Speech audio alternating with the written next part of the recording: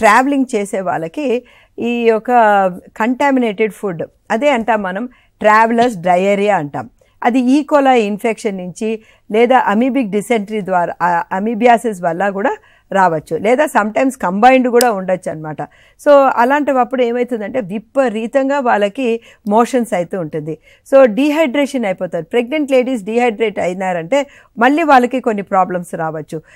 ఎందుకంటే pregnancy is a thrombogenic condition. Thrombogenic condition అంటే వాళ్ళకి బ్లడ్ క్లాట్స్ ఈజీగా ఫామ్ అవుతుంది.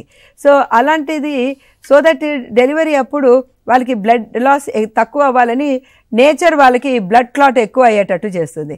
సో డీహైడ్రేషన్ అయినారనుకోండి ఎవరైనా సరే వాళ్ళకి థ్రాంబోసిస్ వచ్చే అవకాశం ఉంది. హెడ్ టు టో ఎక్కడైనా థ్రాంబోసిస్ రావచ్చు ప్రెగ్నెంట్ లేడీస్కి. సో అందుకే వాళ్ళకి డీహైడ్రేషన్ కాకూడదు. అండ్ ఇమ్మీడియట్లీ ఎక్కువగా మోషన్స్ అవుతున్నాయంటే వెంటనే హాస్పిటల్కి వెళ్ళిపోవాలండి. తర్వాత వెంటనే హైడ్రేట్ చేసుకోవాలి. వామిటింగ్స్ లేకుంటే కంపల్సరీగా హైడ్రేట్ చేసుకోవచ్చు. They can take some electrolyte powder వేసుకొని కోకోనట్ వాటర్, బనానా, పోమోగ్రానైట్ ఇలాంటివన్నీ కూడా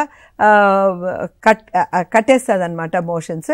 ఇంకా ఎక్కువగా అవుతుంది, వామిటింగ్స్ అవుతుంది, వాళ్ళు తీసుకునేది ఏది కూడా ఇమడడం లేదంటే కంపల్సరీ హాస్పిటల్కి వెళ్ళి ఐవీ ఫ్లూయిడ్స్ ఎక్కించుకోవాల్సిన అవసరం ఉందండి.